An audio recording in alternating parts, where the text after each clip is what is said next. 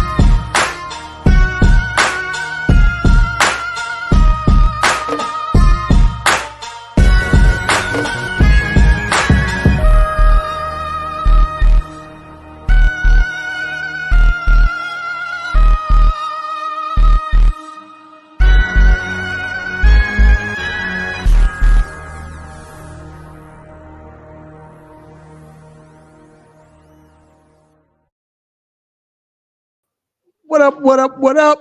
It's your man, Mr. Controversy. Did you miss me? We are back inside 3-point conversion sports lounge. Got my guy to my right, my guy Mace. What up, Mace?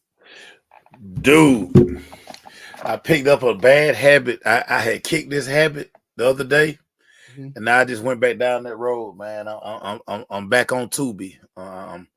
Somebody sent me one Tubi movie. I watched it. It was decent. And then I thought I kicked this habit. I'm back on it, dog. I'm back on it. I ain't gonna lie, dog. I never really watched Tubi, man. Bruh. Entertainment. What's the fascination? Because everybody talking about what's the fascination about it? I mean, it's if you got a camera and you can edit, you can shoot a movie. Yeah. So I mean, if you got a script, you ain't got to wait on nobody to green light it yourself. Get it on Tubi. See what happened. It's like 3 or 4 people I done seen in these streets that I've recognized from Tubi. They hot out here, man. They hot. Yeah. So one dude, he been in a lot of Tubi movies. He was signing autographs at Cumberland when I saw him. So I mean, I'm just saying, dog. But I thought I kicked this habit. I'm back on it. That's funny. All right, I hear you, dog. First movie I saw, I'm like, oh heck no. I turned it off and I never went on after that again. Yeah, man. You gotta find the right movies. I'm gonna send you one that you're gonna watch. It's gonna hold you the whole time. Okay. And then when Tubi start doing the shuffle, that's when it really gets you, because it'll automatically like go to another movie that's kind of in that genre. Yeah, man, it'll get you, dog. If you ain't careful, Tubi get you. Tubi get you. But look, y'all, we got a great show ahead of you, man. We got a lot of news and a lot of stuff to talk about and depict, and it's a blessing that I was able to do the show today, man. Like for real, man. I don't know, dog. I'm surprised you ain't check on your boy Sunday, but I don't know. I probably wouldn't have answered, but yeah, I was just gonna be closed in till Thursday, dog. If it wasn't for the company, no Sports Center, no NFL Network, and nothing till Thursday, dog. What happened? Boy, you better make me say something. Yeah, I say ninja. Hey, technology, dog. Listen, technology. No. It seemed like it was technology. It was stupidity. Okay. Sunday afternoon after 4:30, big game. That's all I gotta say. So the Bears in Washington. That's all. I'm gonna leave it just at that, dog. Okay. Yeah, I almost broke my TV about 3 times that day, dog. I was about to go on Facebook and ask everybody, "Hey man, y'all know any good deals on TVs? Because mine is broken." But anyway, we'll get to that later. We got a great show for you all, man. First off, man, we're talking we got to talk about the. I guess I it was basically what we were just speaking on. I was speaking on. Everybody's talking about Jayden Daniels should be MVP, and here, man, we tell the truth and shame the devil. So we got to talk about if people jumping to conclusions. Are they in the microwave? Like they're just that okay? We're in the moment now. Let's overreact, or is it true? I think it's a valid question. We'll get into that. Also, we are talking college football, man. Hey, man, right now Oregon's number one and probably they deserve it, right now. But are they really the best team in college football? We'll get on that. And then if Alabama doesn't make, I know this is early, but if they don't make the playoffs, because right now they're sitting at 15. That should be some losses because Ohio State can't be Michigan. Ohio State have to play Michigan, have to play Penn State. So you still got a Big Ten championship and all that good stuff. But still, if Alabama doesn't make the playoffs, what knee-jerk reactions will happen and what consequences will take place if they don't? So that we got to get into that. Also, man, NFL, man, I think it's a big game just because the Cowboys are desperate and they have to play the hot Atlanta Falcons. Atlanta Falcons offense look great, but we got to tell the truth, shame the devil, man. First of all, you know what? I'm gonna give credit where credit is due. And we'll talk about it more, but Baker Mayfield is that dude. That's all I gotta say.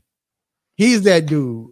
It was no way in the world I expected Tampa Bay to score 13 points with fireworks.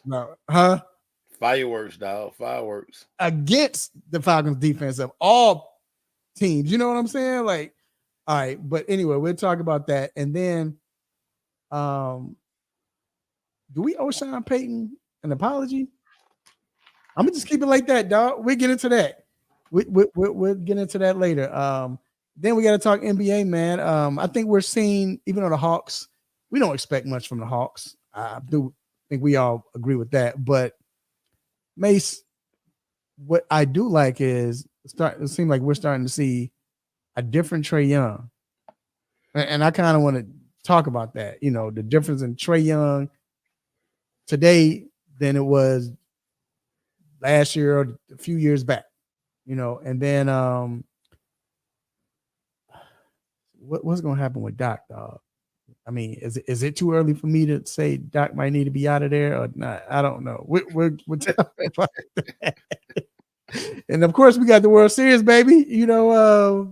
Yankees bounce back in a big way. We avoided a sweep. Yeah, man. So just talk about, how can this series be extended? I got an observation. Fox made a phone call. But Fox made a phone call. I ain't gonna hold y'all. and then we got Dr. Fowler coming on, man, with the injury report. It could affect your fantasy teams. And talk basketball as well. Just injury reports on all sports, man. We got quick hits. Stop it. Hey, let your family and friends know they can listen to the show. They go to the 3 Point Conversion Facebook page. Also, we're on the 3 Point Conversion YouTube channel as well. So, hey, man, it's time to get to these quick hits. Let's get it. And first, Mace, speaking of the Yankees, bro. So, the Yankees, I don't know if y'all been paying attention, but you seen when dude caught the when Mookie Betts. Yeah, man, dude saved the home run. Doing too much, man. Like, dude should have got locked up. Yeah, bro. Yeah, almost broke his wrist, but the Yankees, they banned him for Game 5, and MLB requested it as well. But here's the crazy part. This is what I thought was crazy. The fact that MLB said, "Hey, can you go?" They asked Yankees, "Can you go ahead and ban them from the World Series or Game 5, whatever?" And they was like, "And then you can refund them their money back." Well, what?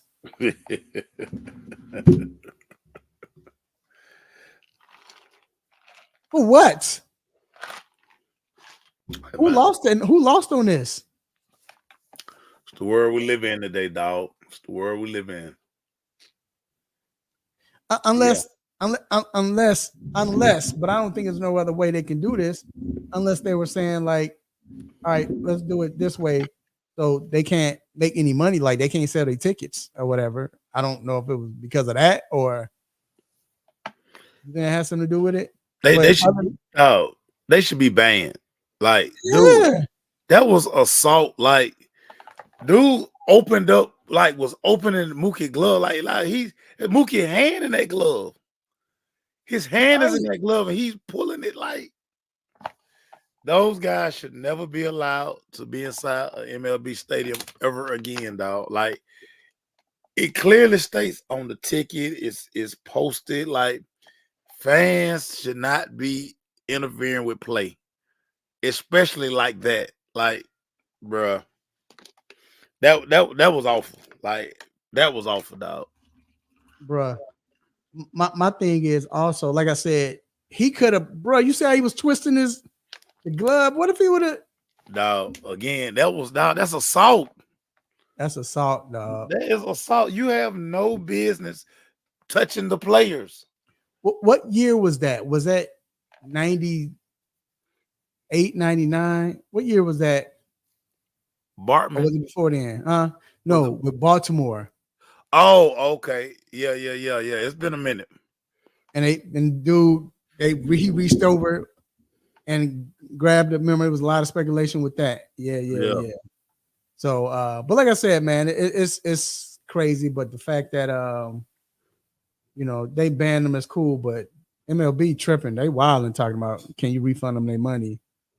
Like what? Like it almost make you said they got a call from Fox, but was it Fox or was it MLB? Because it almost make you think the MLB placed them right there to, never mind, I ain't gonna do that. Try to stop the home or whatever.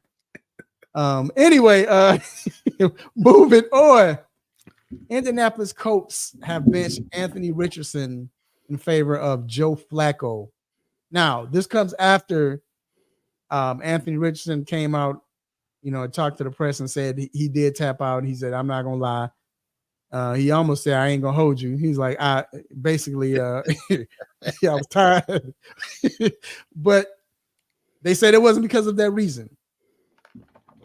But I'm gonna ask you, Mace, when he said that, what went through your mind, bro?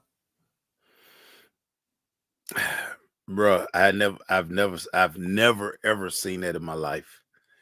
And for me, it was just so simple. Like, dog, just call a timeout. Call a running play. Like, dog, you're in control. You're the quarterback. It's your offense. Dog, call a stinking timeout, dog. Go to the sideline, get your water, whatever. Dog, get on the center. Dog, get a delay game. Dog, it's so many things he could have done besides tap out. Act like you heard something. Bruh, your quarterback can't do that. No. Receiver can do it. Lineman can do it. DB can do it. Dog, the quarterback can't do it. And yes, he had just broke off a long run. Just dog, whatever. It was so many options he had besides tapping out. Act like you lost the play of Peyton Manning talk about all the time, man, how they have to stuff they have to do to get out of situations. Like crazy when Manny said when they get a play there, like he played up like he can't hear. Like he said he do that. No, he said him and the guy they know that signal. Like I don't like that play. No, I'm gonna do you one better. I always loved when we was on the far hash from our sideline. So we were using hand signals in high school. I would act like I couldn't see coach. And so I'd be like looking, I'd be squinting, I'd be like, what? Right. I'd be like, I got it. And we're getting the huddle area, like, boy, you saw that. Man, we not doing it. This is what we doing. So now it was so many options he had at his disposal, man. But as far as him getting benched, dude, he hadn't played well all season. Right. So let me ask you. So wait. First, go back to him saying he tired, tapping out. The reason why he doesn't get a pass is because we've seen Justin Fields, Lamar Jackson, Caleb Williams running for his life. Now, everybody. And they come back and the next play, and the coach understands because the next play was a running play. We're going to do a running play. And I've seen Justin Fields barely get the ball up, but he tired as a mug. You see it, bro. Lamar Jackson. But they suck it up, dog. That's dude, as a quarterback, the one thing you never want to see, especially when you playing, is somebody else come in a quarterback. yep. No, you don't want that, and especially when you just hand it to him like, yeah, come get a snap. No, I want all the snaps. This is my job. Only one quarterback plays. Right. It's 4 receivers, it's 2 backs, it's 5 offensive linemen, it's 2 corners, 2 safeties, 3 linebackers. Now, only one quarterback, dude. It was no excuse for what this man did, man. And that's why everybody around the world in football world was disgusted because, like, now that can't happen. You can't do that. But look, real quick, going back to what you was talking about, how he wasn't playing well. He was, what was he, 10 for 30 or something like that? Yeah. Dog, he's missing passes that you shouldn't miss as a quarterback. And here's the problem, though. I just wonder, where do you go from here? So you can do this. I guess you can take that same approach that Carolina's trying to take. But the only difference is you could tell Bryce was just, I don't know. I think Bryce was hurt because his girl and got hit up by they passing her around. But that anyway, girl for the streets, man. That girl for the streets, dog. So that might have been it. You know what I'm saying? Because he came back and played well against the Broncos, which is one of the best defenses, top 3 defense in the league, not top 2. Yeah. But still, you understood that they knew Bryce can't. It's not that Bryce can't play or Bryce can't throw. With Richardson, I'm telling you, dog, that Bears game I was watching, I'm watching it, man, to how I'm yelling, whatever. But I think my grandma came and asked me that I want something to eat, and she saw him throw the out, and it was fit 20 yards. She hit me. She asked, baby, who did he have to sleep with to get that job? So I'm just saying, it's like, so I don't know where you go from here with him. He's not good. And we knew he wasn't good. He got the paper though. Sometimes you miss. Yeah, I mean, that's what I'm glad at.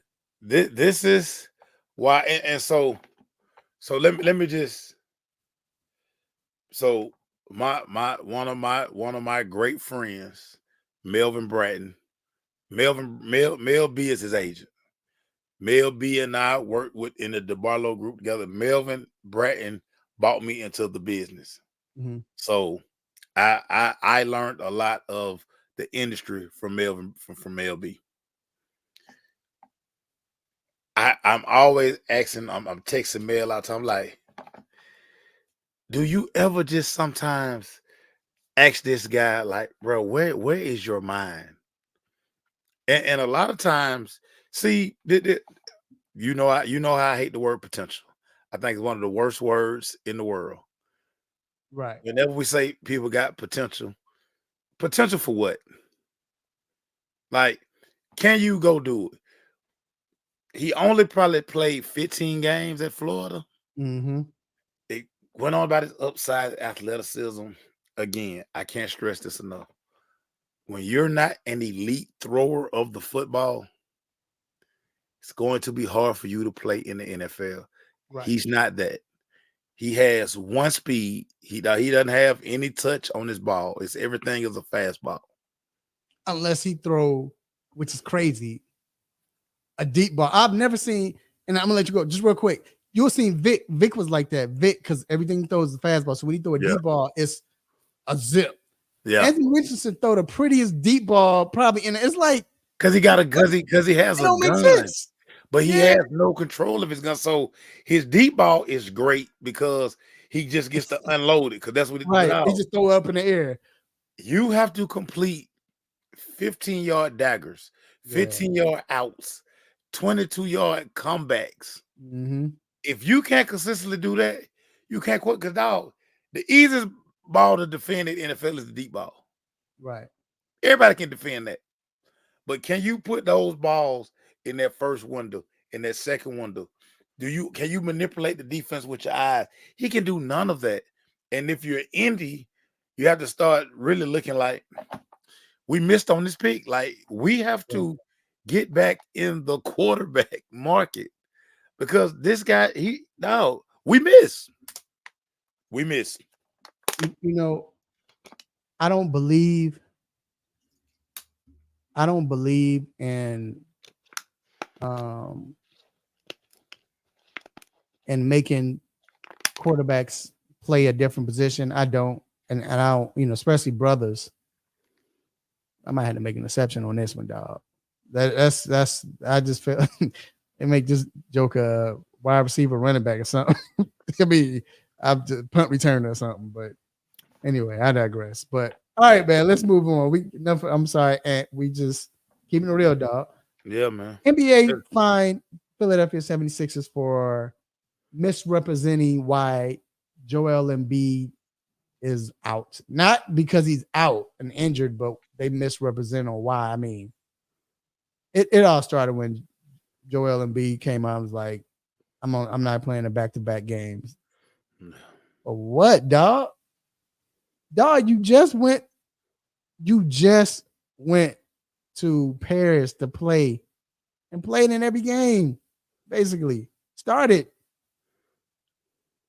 It's just, I don't know. I mean, I understand you taking it slow, but everybody, still talking about Richardson. Everybody not talking. I mean, I understand Kawhi. You're not Kawhi. You can't do it like Kawhi. Everybody know Kawhi is injury prone, and maybe he don't want it. Is okay, and we know Embiid is, but for you to come on and say that, Kawhi not saying that. Like, that it was just. And I understand they're saying we want to make sure we want him ready for April. I get all that, but I don't know. So it makes sense, man. We're gonna pass that. This the NBA that we're in now. Like, we've made that acceptable. I mean, it's never have we heard the words load management ever. Nope. Until this generation started doing it, and it was like, yeah, man, sit out. I'm gonna rest. I mean, gone are the days where it was a badge of honor to play 82 games. And listen, with all of the advanced training, the technology, all that stuff that these guys have at their disposal now, bro, it's no way you can't get in condition to play back-to-back. Dude, time to be old man, get off my lawn. But these dudes back in the day was smoking cigarettes and drinking 6-packs of beer. For real. Playing night in and night out, dog. And one making nowhere near the one of these dudes making. It's mind-blowing. But the NBA has accepted this, and they've kind of made it a thing. And then until it got to a point where the fan who's buying tickets kept saying, listen, certain teams are in our arena one time a year. You mean to tell me the guy that we forking out money to see sitting out? Like, ain't nothing wrong with him. Like, he in street clothes, he over there on the sideline chatting it up, all that stuff. Man, GTFOH. Right. No, you're right, dog. Crazy. It's right, crazy. dog. All right. So that wraps up quick hits, man. We about to get to this hot topic, dog, and we just gonna jump into it, dog. So almost pains like I had to get enough strength, whatever, to talk about this. But all right, man. So we just gonna talk about first before I get to the play. Is Jayden Daniels, do you believe that he's MVP caliber now? We should say he's MVP. No.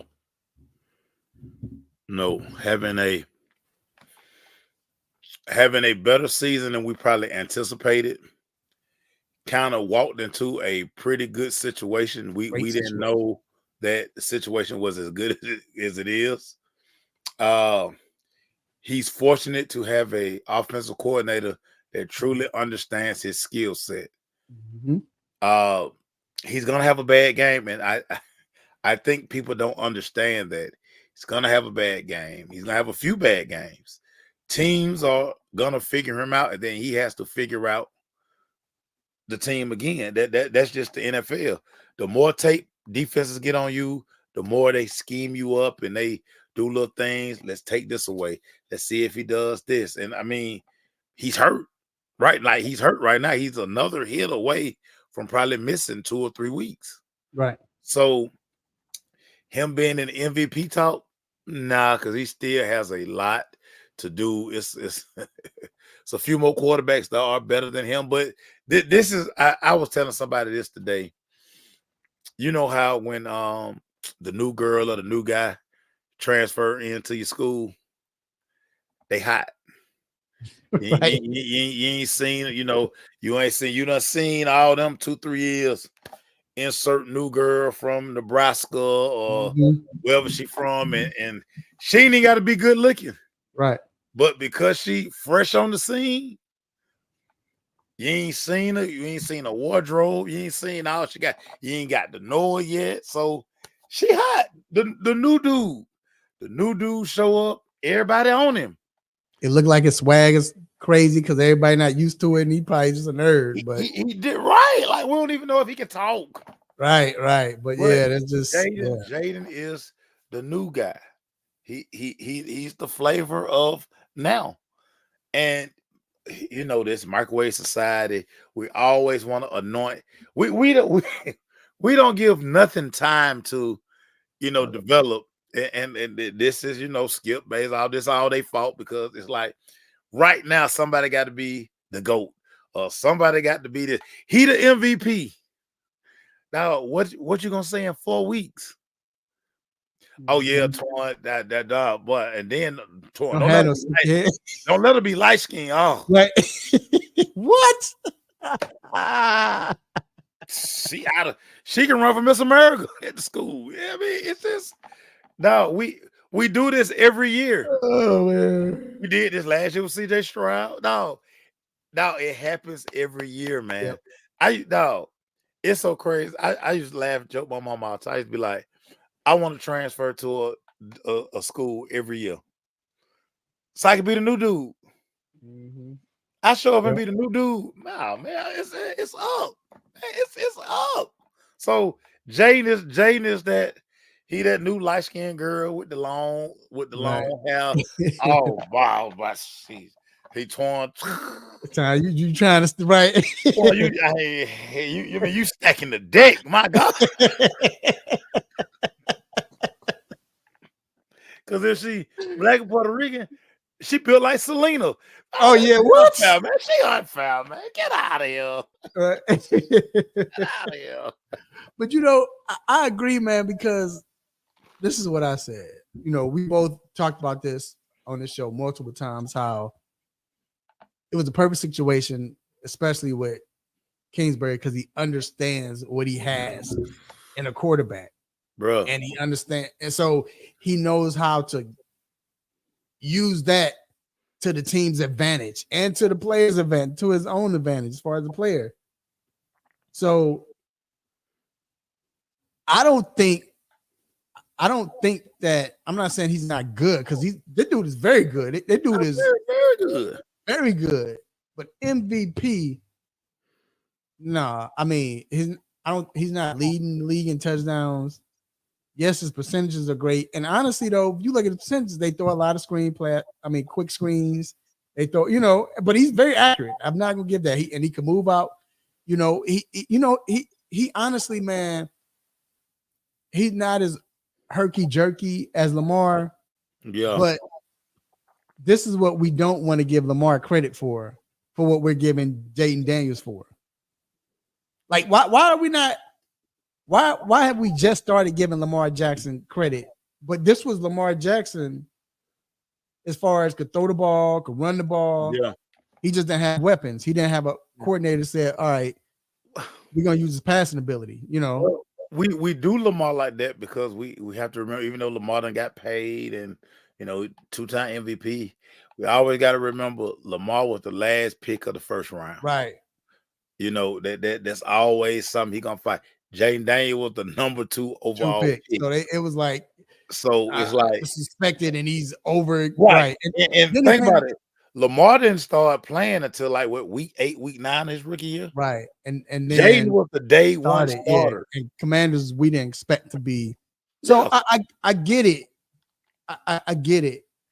But the thing is, like I said, it's the overhype. We're used to it. We know what it is. This is like you said, the new, and almost not even because they're just new, is more so the simple fact that it's something new to talk about. You know what I'm saying? We like Caleb is doing great, and he was doing great in 2 weeks, but it still was about Jayden because it's something no one expected. Yeah. Most people did, but I'm saying as far as the whole, nobody expected this from Jayden, to do this. But so I'm about to go on this little rant, dog, because man, I tell you, see, people think it's hard to be a Bears fan because we've been losing, and no, this is when it's hard to be a Bears fan sometimes because it has to be on national TV. But before that, forget the Hail Mary, dog. When they gave it to the offensive tackle for a fullback dive, at the 2-yard line, on 3rd down, almost broke my TV, dog. No, this is where coaches are too smart for their own good. No, I mean, okay, you want to show your history, dog. Okay, Refrigerator Perry, dog. Refrigerator was very athletic. Bro. He was a feature nature back then. We never seen, and if you think about it, dog, Fridge was light in the pants, dog. We just ain't seen nobody that big back then. Fridge was like 270. Bro. He wasn't even that big like that. But these guys think they so smart, Raphael. This is the thing. No, they all week. See, y'all gotta understand the psyche of offensive coordinators. They think they mad geniuses. They in the lab and they just like, hey, they ain't gonna never see this coming. I got something for them. And you end up tricking yourself, dog. Like, give the ball to somebody who carried the ball regularly. Yeah, dog. We could have brought in Roshan Johnson, dog, who scored the touchdown to go up at the end of the game. Bro, then just give the ball to your damn starting running back. Yeah, dog. How about that? But then, Mace. So first, it's a lot of debate on whether, they were saying that, and I get it. When it was second and when we first started, when we let, the play before the Hail Mary, they backed up. So, like, because they don't want, hey, we want to keep everything in front of us. Yeah. They gave the sidelines away. You shouldn't have done that. But I get it, because most teams do that. Because this is my thing. It's easier to get an onside kick. It's probably the percentages, I got to look it up. Probably better getting an onside kick than it is getting a Hail Mary. Oh, yeah. So, and you know how slim that is for an onside kick. So I get it. And then they're saying, well, he rushed 3, should have rushed 4, which is true. But most teams have a spy. And what the spy do is, just in case he decides on or whatever, then he comes up at the end, while the quarterback's scrambling. That's a standard defense. Right. Stop nitpicking. Yeah. As media, this is what I say. And they was getting on me, but this, well, because you're media. That's what because media asks a question, they're making a big deal of it. This is what you call media trying to create a story. Yeah. That's all it is. They got to turn something in. Because every defense, most of the 28 out of 32 teams play that defense. Rush 3, have a spy. Yeah. Just to make sure, and then he'll come in. Yeah. If the quarterback's running around, that's when he come in and all right. But Tyreek Stevenson, dog. Yeah, man. this joke. And shout out to my guy Aaron. He was my guy. Was at the game. I was supposed to be at the game too. Thank God, Aaron gonna be mad. I'm almost kind of glad I didn't make the game because I don't know how I would have got on that plane. I don't know how to left that stadium. And it's a 2-hour ride from where we going back to. But either or, he said Tyreek was at the 50-yard line before they got him on film talking to the fans or whatever before he got to the end zone. Now, he was cutting up the whole game. He was cutting What up the you whole doing? game. He's cutting up the whole game, dog. And the thing was, he was getting burnt the whole game. What you doing, dog? Yeah, man. That guy lacks no confidence, dog. Zero. Bruh. Yeah. I was hurt. I was deflated.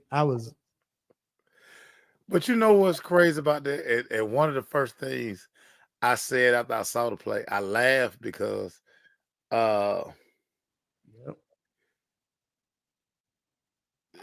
just amazing. Dog, if he never realizes it, if he stay over there celebrating, Chicago win the game. Chicago win the game. That's the crazy part. That is the craziest part about this.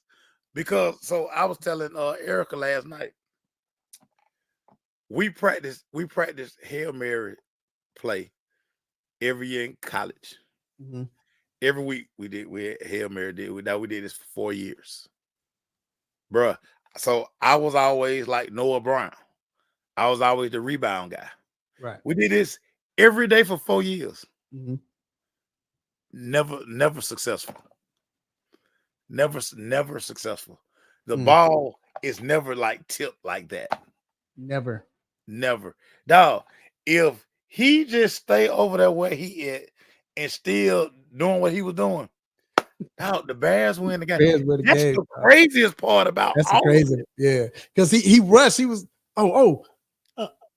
then he went over there at the last second and tip it straight up in the air. No, because he was out of position. Because if he had been in the scrum where he probably was supposed to be, he probably was the guy that's supposed to have a body on Noah Brown. Yep. Right. And that was the thing. He's supposed to be back there just in case. And you're right, Antoine. Bears gave up no touchdowns the whole game. And we give up a Hail Mary. No, he should have just stayed over there taunting. Because, like I say, once he realized what's going on, because everybody was already kind of in their position. Yeah, he was out of position. He came in and messed it all up. Wait, guys. And he was able to tip it because he could see the ball better than the people in the scrum. Right. Yeah, because the scrum you could barely see because everybody now you can barely see, and you're waiting for the ball to come down. So they're looking at the ball coming down. He's looking at the ball as it's in different flight. trajectory. Yeah, that's why he was able to go and get it because he saw it better than everybody else. It was like he was playing volleyball, dog. Like, all right, y'all, I'm about to set you up for the spike. It's like, what are you doing? And I'm telling y'all, Noah Brown was even shocked. You can see his reaction. He was it never happens like that. Never happens like that. Don't ask any receiver. It never happens that way. Because usually it falls forward and they might catch it. Bruh. Or they just usually the person who catch the ball in a Hail Mary is a dude that's in the crowd. And that's why it's always short. Right. Or exactly. Or you will get times you get lucky, i.e. Jacksonville, where they bat it down. You just in a great position to catch it in front of him. He was in front of it. Yeah, that's what I'm saying. You usually in front. The tip to the back never happens. Because you got a better chance of it going because they tell everybody to bat the ball down. So, I mean, if you in front of it now, you have a chance to catch it. Well, that's why I say when people keep talking about they should blame the coach. Blame the coach for what? Why? Why you blame the coach? But why you blame the coach? This is where, and this is why I be like, sometimes you just can't talk to everybody. Sometimes people just, I tell you, they get on these phones and these apps and just be typing anything. Like, what are you talking about, dog? Dog, Tyreek Stevenson messed up the game. He's the one and only one to blame for that game. That's Period. it. Period. That's it. Period. Period. All right, I man. guarantee you, he been the first person to practice every day. Yep. I promise you that he will never do nothing else wrong this season. He's gonna be the best. He's gonna be the best football player, behave and disciplined football player Bruh, in the NFL for the rest of it. When Caleb probably get there, when Caleb and Eberflus get there, he probably already outside. He probably already at the gate. He like, bruh, I killed my team. I killed my team. Mm-hmm. He killed the team, and like I told somebody, we were talking about it Monday. I blame the PlayStation generation because these kids don't go outside and play. Like we play the game in our neighborhood every day called Mess Over. Mm-hmm. And what you basically did, it was just Hail Mary drill every day. Everybody run to the pole, somebody with the strongest arm throw it up, and you see who can come down with the ball. Yep. These kids don't do that, man. Everybody in the NFL now, they grew up on the stick. And that's why they have no football IQ. But yeah, man. All right, man. Let's move on, bro. And you know what time it is, man. We gotta do this because it's college football, and we know we got to talk college football, but we can't go until we do the nosy neighbor. And and we spelled neighbor purposely like that. Because we're gonna be we're gonna be ghetto. You know what I'm saying? This is when we be that, that neighbor that's nosy and paying attention and shouldn't be doing what he should, always into something, looking, peeping, whatever. This is what we're doing when it comes to it could be a college player, college organization, a coach, program, whatever. So I'm gonna let you get the first stab, man. What's your nosy neighbor for this week? Bruh, listen. Going down to Jacksonville, world's largest outdoor cocktail party or whatever they call it now. I think this is going to be the last draw for that staff with the Florida Gators. I think this once upon a time, this rivalry was good. You had Spurrier dominated Georgia. Dominated Georgia. Urban Meyer came in, dominated Georgia. Mark Richt would win one every now and then. Kirby has made this like the Georgia-Florida game is laughable now. Right. I mean, Mullen couldn't do anything now. The guy that's there now, he probably got his relative speed down. Every week that he's allowed into the building, he probably like, they ain't got rid of me yet. But he know that Boys to Men song was coming at the end of the road. So this probably the only chance this season that he has to make the game close. They're not going to win the game. No. But this is the one seed. Georgia's pretty much embarrassed Florida every year. This is the one year he can kind of make this thing close and maybe salvage some of his job. So I'm all down to Jacksonville, dog, for the cocktail party. Can the Florida Gators finally make this a game, dog? I mean, come on, Florida. Come on. They might need, first of all, they might need to do like what Mark Richt did. And that's if they score, have everybody in mama just go crazy. Come on the field. And because that changed a lot for that, But my nosy neighbor, Mace, I'm going to Death Valley, dog. The other Death Valley, not Clemson, but the other Death Valley, dog. Because I'm picking up back off you. This might be the last time we see the staff. If they can't win it this year, he might be gone. Young James Franklin. Dog. Young James Franklin. This is your right now. What they are, I believe, they are ranked higher than Ohio State, which has never been. I don't even think that's happened since he's taken over, or since he couldn't beat Ohio State. Ohio State's always been ranked higher than them. Right. Now he's ranked higher than them. And they're playing at Death Valley. This is prime for you to take over. And you got this chance. And if you can't do it, yeah, you got them in your house. They kind of struggling. it's probably gonna be a whiteout. The hardest jerseys. So there's not that Ohio State that there's no, not a juggernaut coming in there. So right. So I ain't even gonna lie, dog. I'm not even, bro. We didn't bought some new lawn chairs. We got a cookout going in the front lawn, dog. We ain't even hiding. We watching. We all watching to see what's gonna happen. Forget peeping. We watching. Yeah, we see you, dog. And we got signs up and everything. So we serious about this. And he has to do it, man. If not, Penn State has to let him go. They have to let him go, dog. And this kind of reminds me of, was that Harbaugh who was struggling?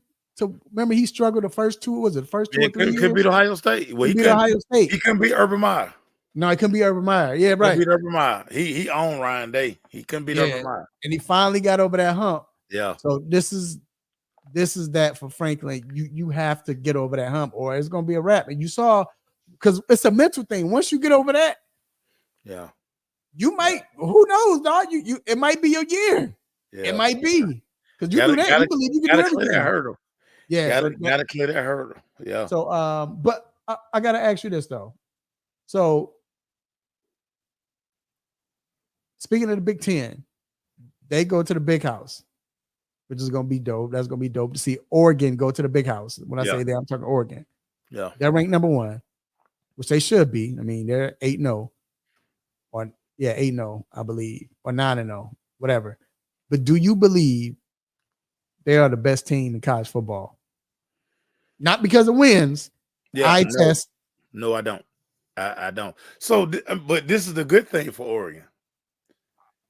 There is no dominant team in college football. Right. Every team that we think can win the championship. Show me a team that you can say can win the Natty. I can give you their flaws. There's no like that 07 Bama team, that Clemson team that just went crazy. Georgia last couple of years when they went back to back. There's no team that we're sitting there like basically everybody playing for second place. Right. This season more than any season, the Natty is wide open. Wide open, right? When I do look at Oregon, they have a super experienced quarterback, which helps. They got playmakers all over the offense and defense. I just don't know if they would have to play a Georgia, if they have to play a Texas.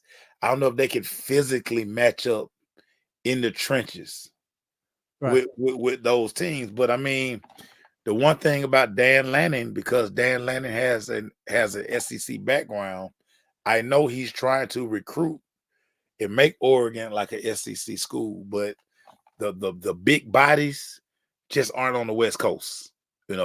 You got to start convincing Georgia kids, Alabama kids, Florida kids to go all the way to Portland. I mean, to Eugene, Oregon, to play football.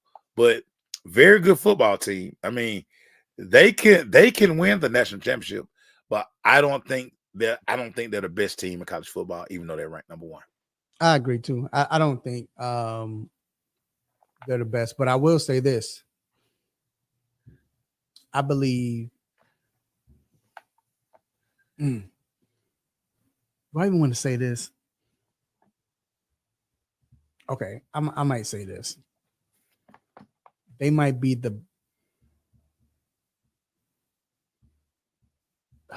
this Kirby right there. I think I can say this, and some might disagree, but they might be the best coach team. I will say this, yeah. They definitely believe in their coach. Coach has their ear. Yeah. I will say that. He's a Kirby disciple. Yeah. He's a Kirby disciple. Mm-hmm. Yeah. And it's what I talked about last week. Now he's psycho. Right. He is a psycho like you. Now you can see the intensity on his face. He ain't over there being cool and arms folded and keeping composure now. Like his get back coach got a hell of a job because Dan Lannon is into it, but he's an intense guy like that. And because he worked under Kirby, he knows what it looked like. Mm-hmm. And he's basically telling his team, hey man, listen, especially now because he has an experienced quarterback. Hey, this got to be the time right now. Because Dylan Gabriel will be gone next year, and then we got to find another quarterback via the portal or whoever coming in. But like right now, while we got this opportunity with this super senior quarterback, man, we got to go for it. We got to go for it. So speaking of that, and we'll make this quick and short, but if Alabama doesn't make the playoffs, what consequences or knee-jerk reactions will we see? So because they've already lost 2 games, it's not going to be a knee-jerk reaction. Because if you kind of like really talk to people who really understand football, a lot of people think it's one more loss on Alabama's schedule, and that's going to truly put the nail in their coffin. Like a lot of people don't think they can beat LSU, and they got to go to LSU. Mm-hmm. So nighttime in Death Valley, it's gonna be scary. So I think we've warmed up to the fact that man, the boy just not ready to coach in the SEC, and definitely not ready to put this team in the playoff. Don't mean that he won't. He's not the guy for the future. Because he's gonna have to adapt, or his time in Alabama will be short. Yeah. But at the same time, he has, and I think he's starting to really understand this now. Yeah, it's a different kind of pressure because everybody expect Alabama when you see that burgundy helmet, see that burgundy jersey and white pants, you expect a dominant performance. And they hadn't looked good, if we're being honest, since the first half of the Georgia game. Mm-hmm. They just hadn't.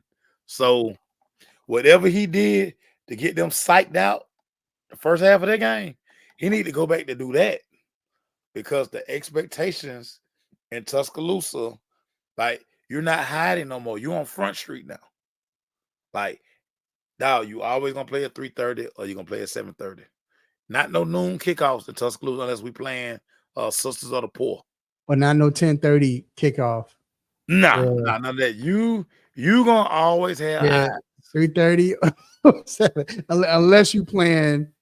Unless you know how they get them teams where they playing. Yeah, like I said, they got homecoming game, or Kentucky Fried Chicken State, and they play them middle Georgia School of the Poor. Them games, like Other than that, you kicking off at 3:30, buddy. 3:30 or 7:30, dog. Yep. Yeah. Transition to the NFL. These Falcons, they got to win. They got to. It's a big win due to the fact it was a divisional game and the fact that right now they're 4-0 in division games. You can't ask for anything better. You win the division, you win the playoffs. You know what I'm saying? Yep. That's half the battle. And the fact that you're sweeping right now, not each division game has, besides Carolina, has been close. Yep. Still, you go on the road and beat Tampa. And like I said, man, kudos to Baker, dog. Mace. Look, let me tell y'all, ladies and gentlemen, Mace and Glaze and a lot of other people, they laughed at me last year I said, yeah, we did. I said, and I understood because look, trust me, I'm not the one that, when I said it, it wasn't like, oh yeah, dog. Like I'm like, watch, like y'all tripping. I understood. I think I told you, like, bro, I understand why y'all say that, but listen to me. Baker is that guy. He's that guy. He just is. He's super competitive. Then he has players on his team, but he has an organization that believes in him. And honestly, this is probably the best you're going to see Baker get, because one thing about Baker is he's a competitor. And when he's at odds, they feel like, you ain't gonna do anything. Oh, he's gonna play his best. Yeah. Oh, we don't have nobody. Y'all think? Yeah. Oh, watch. That's Baker. So shout out to Baker, man. But has always had a chip on his shoulder. Yeah. That's how he loves to play. He's carried that since he's been recruited. He was never good enough. He's worked his butt off. You know what I'm saying? He was Texas Tech, right? Oklahoma. You know, he made himself the #1 overall pick. He's bounced around. He's found a home in Tampa. Like the guy, you can't say enough about his competitive spirit. Yeah, you want your quarterback. You want your quarterback to be that. He's probably the most competitive quarterback in the game. Like now that Big Ben or a Tom Brady's not there, he's the most competitive quarterback in the game. Yeah, the guy has a dog mentality, and it's always something when you can carry that underdog chip on your shoulder, when you always like, people just don't think I'm good enough. They just don't think I'm good enough. And when you can continue to carry that doubt, it's that thing they talk about now. I'm not saying, I'm not saying he's Jordan-esque, but what I'm telling you is how competitors just find something to drive them. You know, Jordan made up stories, and he just like, man, right. This dude, he cut me in the lunch line. I'm gonna give him 60. You know what I'm saying? Baker, like I say, he's not Jordan, y'all, but that's Baker. Yeah, he's such a competitive guy. Right. Yeah, I'm just leave it at that. Just leave it like that. But still, the Falcons, they're good. They're looking good right now. Yeah. But Kyle Pitts came in and really bought out. So my question, an egregious mistake, but yeah. So my question to you is, what? Well, let me say this before I ask you. And I'll say it, and you bounce back.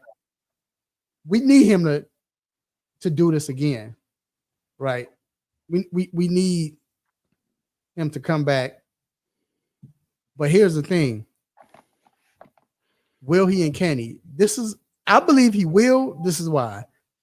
Because first of all, you have a veteran quarterback who understands we got to get him the ball to get him in the game. Mm-hmm. We get him in the ball. He's one of those guys. The more you give him the ball, the more engaged. Yeah, the more engaged he's engaged. Because sometimes one thing I think, it wasn't his fault in the first 2 years, last 2 years, because he didn't have a good quarterback. And he would get engaged. Yeah. My co-host will tell you that through his experience, I ain't hit the ball in the beginning. Block it.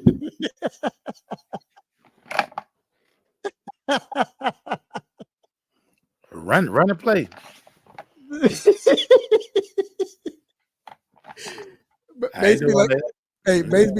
Basically like that dude on Wildcats, the offensive lineman. What's up, man? How you doing? Remember that big dude was just letting him go by? Hey man, look, y'all know what's going on out here, man. Y'all been out here, man, on the running play, dog. We ain't through no bad. Right. I'm over here. But now I think Kirk is smart enough to know, let me get him engaged, because then he's going to play better. He's going to be more productive. He's going to want to play. He's going to want to get open. And if he don't get the ball after that, he understands. We got a nice wide receiver core. Yeah. But still, I think he's going to, not just because of that, but now the fact that he's feeling good about himself, man. I think his confidence was down. Yeah. Because after a while, you can kind of doubt yourself, like, bro, maybe I ain't this good. And then you start hearing them rumbles, like, dude, yeah, you don't think people don't talk? Hey man, you the worst 4th overall pick ever. Right. Like you bad. Like you Michael Jackson bad. Right. Like light skin Michael Jackson, not dark skin Michael Jackson. Right. Hey, Right. But yeah, and I think he was hearing that, but now his confidence is up, man. When he broke that first one, I'm like, okay, yeah, he feeling it. And then the second one, this Joker, Kyle Pitts ain't never, I ain't gonna say showboated, but they ain't celebrated like he almost cost the game. But I get it, he ain't see dude, but that's not Kyle Pitts. Yeah, man. But he feeling, but that's good. You want that side of Kyle Pitts. He ain't been that wide open like that and running away from people so long. He forgot where he was, man. So do you think he continues this trend? I do. I think Coach Robinson is continuing to find ways to get him the ball, and I think they're starting to understand more how to get him the ball. I talked about this, about how it took the Cardinals 8 weeks to realize, oh, damn, Marvin Harrison don't run curls and outs. Nah, he need to run shallows and posts and over routes. Right. That's how you. So I think Zach Robinson is finally like, this is how I use Pitts. Get him out in a lot of space. Let him start running away from these linebackers. Don't run him on no slant. Don't run him that little Florida route where he just come off the line and turn outside, hook up. No, let him get that stride going. Let him use that body against these safeties and these linebackers. Stop throwing him the ball in all that traffic. Like, that ain't what he do. Right. And I never understood, even when Arthur Smith was his sorry self, when he was here. Now, go look at his Florida tape. He running seams. He running posts. He running that they call it a sail route, where he just climbing. That's what you want him doing, because you want him in that stride and that length, running away from people. Not in traffic. That ain't what he do. Yeah, that ain't what he do. So they played Dallas this weekend. I don't believe people understand how big of a game this is. Not just because the Falcons need to stay afloat and keep winning, but they're playing a team. Playing America's team. Just say what it is. Just playing America's team, but they're desperate. But America's team is desperate right now. We're not good. We're not desperate. We're not good. We're not good. But the one thing we're gonna do is show up Sunday, because everybody play good in Atlanta. It's Atlanta. Everybody play. Yeah, it's Atlanta. So in Atlanta.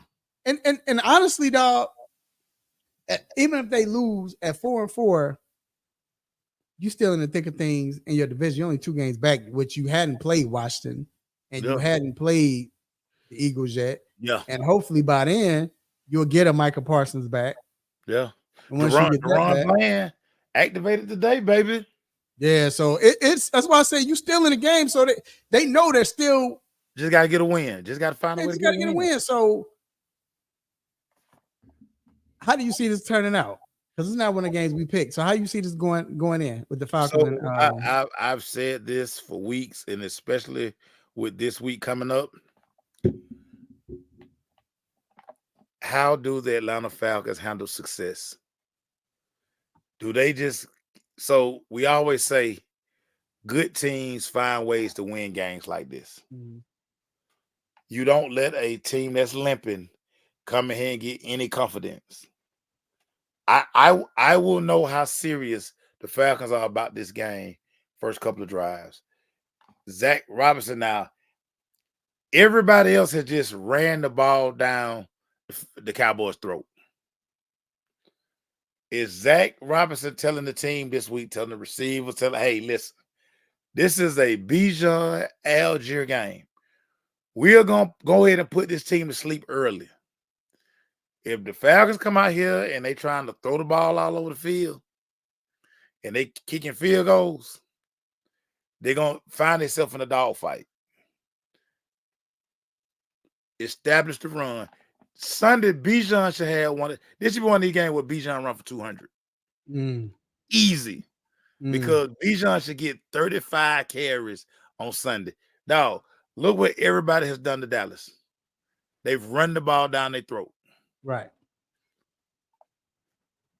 Do anything else, Falcons, you're going to find yourself in a dogfight, and you're going to have your fans looking at you sideways if you let a helpless 3 and 4 Dallas Cowboy team come in and clip you up. Shouldn't happen. Right. Shouldn't happen. And the good thing is with the Cowboys, I mean, you see runs and everything throughout the games, but I don't know. And I'm not a Cowboys fan, but it seemed like that Cowboys, that run they start coming back. Yeah, they fell short. That might have built some momentum going into the next game and the rest of the year. Start figuring stuff out because Yeah, they're always only one play away, right. 2 plays away. That again, like I say, that defense is bad. It's bad.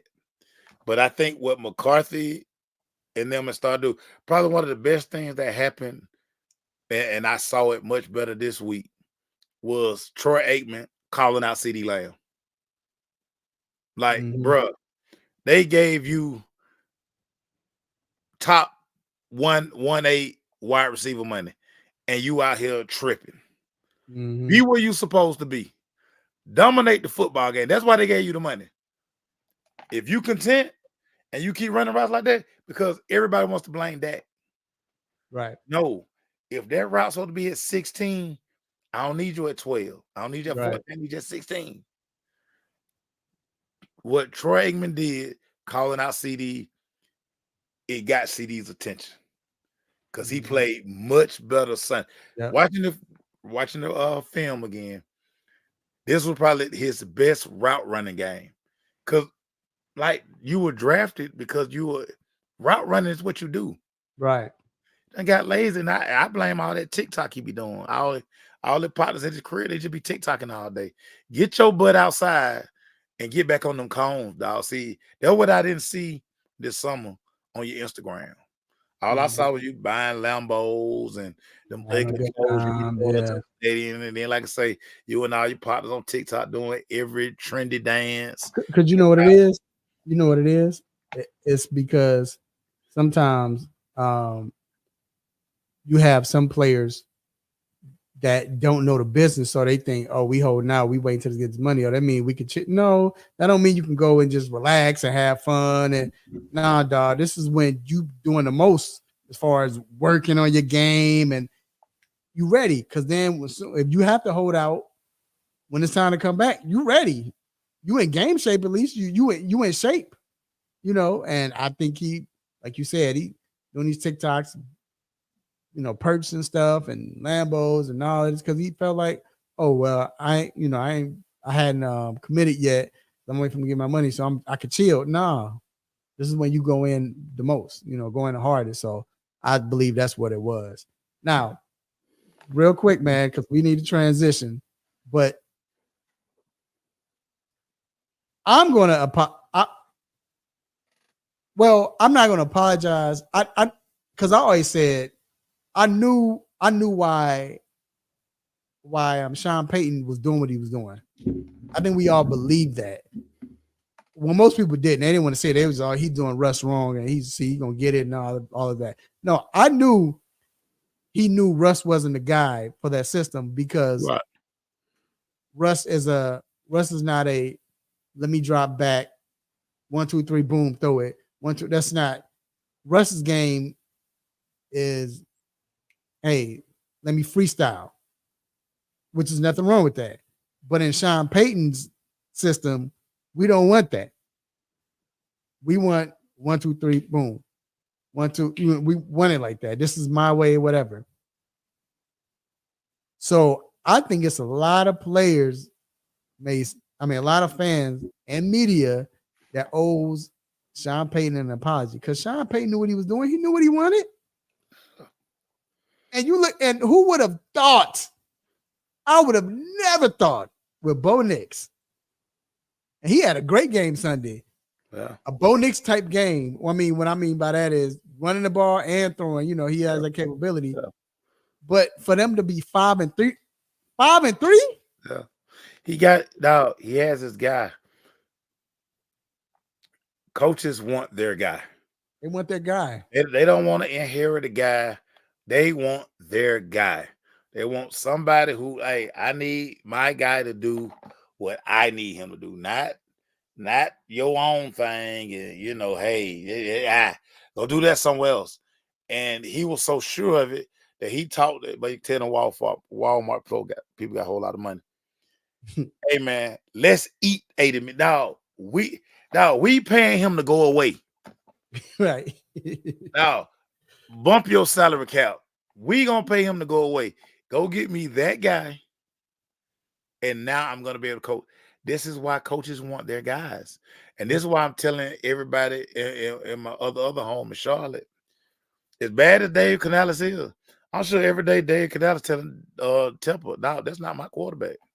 I inherited Bryce Young. I don't want him. Yep. I don't want him.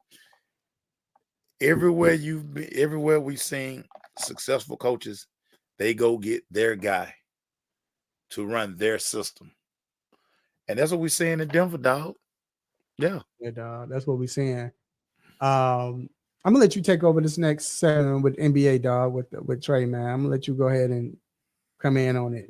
But tell me what you think and what you feel. And Trey belongs to us now. You know, we can throw out all them rumors. You know, every year we get them, man. You know, Trey, man, Trey out of here, man. We're never gonna ever say that again. He belongs to us. This is his team. He is the focal point. I'm pretty sure if they're gonna be trading for somebody, Trey gonna yay or nay it. You know what I'm saying? I think we can all agree now that the DeJounte thing just didn't work. Just didn't work. The guy he has to pass the Trey test. Can't pass the Trey test, he's not gonna be here. We're gonna suffer a little bit. yeah. You know, Zachariah Ricochet. Boy, need to go to Waffle House. He needs a lot of Waffle House in his life, man. He is a little fella, man. He is a little fella. You know what I'm saying? You go to It is Wawa what it House, is. Jaylen Johnson is our number 2. He's our guy. yeah, that guy. You know what I'm saying? We're gonna have to ride the trade Jaylen. That's our 1-2 punch right there. But Trey is our guy. We gotta live with. Ain't no need for y'all to get on these apps. Talking about, man, he lunching them damn timeline threes and logo threes. So he ain't going nowhere. Eat it. You know what though? I give him credit. I'm gonna give him credit for this. Trey, you had to do a lot of work on yourself. Yeah. With PR work to kind of to move away from or get out of that persona or reputation of he's a jerk. We don't like him. Well, that followed Trey for a while. Yeah. Because when Trey first came in the league, I know for a fact when he first came in the league, I purposely would ask. This is when they were letting us in the locker room, but I would purposely ask away players when they come in, what you think about Trey's rookie year? What's oh man, that dude cold. Kyrie gave him his props. I remember Jimmy Butler was like, and I have it on film. Hey, I pay to watch him. You know, you had all these point guards and big time players always spoke highly. Carmelo of Trey. Yeah. That second year, you start seeing people was like, I don't know about Trey. I don't like him. You know, Trey could play, but you know, Trey was being Trey. You know, just And the pandemic year when he went to New York and Hayden, he loved it, but people, I don't know if we like him or whatever. And then this persona just jumped on him by coaches, by all of them. Like, oh, this guy's just for himself. He don't care about nobody else or whatever. Whether it was true or not, when you get that, oh, it's kind of a wrap. It's not a death sentence, but it takes a long time if you truly wants to get that off of you to do some work, especially being somebody like him where you're gonna have the ball all of the time. You're gonna pass first, you're gonna shoot first, whatever. You got the ball. This is your team, and your team's not winning. Yeah. But Macy's done it. It's easing off of him. But the maturity you see him, and I don't know if it's because of the beard or whatever, but the maturity you see in him, dog, it's like the beard is a good touch. One of the things I think I've seen from him, because we with him so much, I think fatherhood. That was the biggest thing. I think fatherhood has really like changed him a lot. Yep. And I just look at, how he warms up now, post game. I think he finally understands that, yeah, he has now somebody who like really looks up to him, like who's in the house every day with him, who don't know who he is or don't care what he do. I know, the youngin probably be like, man, my daddy job loud. It's probably in his mind like, hey, why I got to wear headphones at my daddy job? Right. You don't understand what's going on now. But for Trey, I think fatherhood has changed him a little bit. I think about we were talking to him the other night. I'm like, there's a different Trey. Yeah, even after losses, because you remember after losses, Trey. Oh no, attitude, hood on, short get snappy. He got snappy. Funny, I remember, and me and Trey always been cool. Like I thought we were cool. I remember he got snappy with me one time, and he misunderstood a question, and he kind of jumped at me and kind of flexed back, like, and I had to catch myself. I almost like, ninja. No, don't get mad. Like, it took everything in me, and I'm gonna let him have it. Yeah. I just like, but like you said, I didn't take it personal, whatever. Yeah. And last year, I never forget it. After a loss, a big time, they should have won the game, they lost. And I was covering I did a weight, their presser, and I'm coming back. So me and Trey, we're meeting. He's coming towards me. I'm coming towards him, walking past each other. And I ain't gonna say anything to him. What up, Trey? That's it. I wasn't even going to say anything. I had a blazer on, and the first thing he said was, "Solid, what's up, Trey? What up, man? Hey, man, nice blazer, my guy. I love the blazer, man." And I'm like, "Who, me? You telling me?" Yeah, man. You was nah, bro. You love that. I mess with him, but nah, they ain't dap me up and every laugh like, yeah, Trey. And he's been like you said. That's the thing. His child. Once he had a second child, it was like, hey, man. So fatherhood, and he got a son now, man. Fatherhood do something to you, dog. Yeah, dog. I mean, so what I'm saying. Shout out to Trey, man. But sticking with basketball, I just want to. Well, first of all, it's going to be a while. We're going to see this happen with the Hawks. They're going to lose, like you stated. But is this going to be one of those things where it's like a purge? Like, because I believe they're just waiting for what's the name's contract to end. Who, Clint.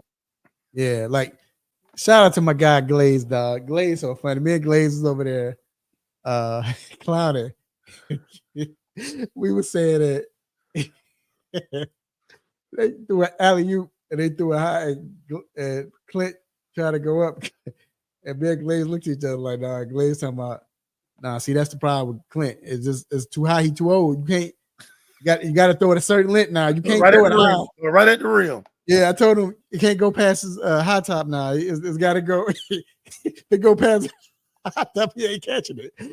But soon as you throw it to what's my guy Ayeka, you can throw that mug at the top of the that thing to the square. He catching it right. That's the thing. You gotta understand. Right, that's the thing with Clint now. You just gotta.